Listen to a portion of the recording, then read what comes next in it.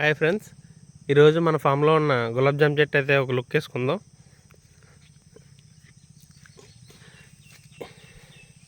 ఇక్కడ మనం చూసుకున్నట్లయితే కనుక రెడ్ కలర్లో, బేబీ పింక్ కలర్లో చాలా నీట్గా అయితే మనకి కాపు రావడం జరిగింది. దీని యొక్క ఆకు అయితే ఈ విధంగా మనకు కనిపిస్తుంది.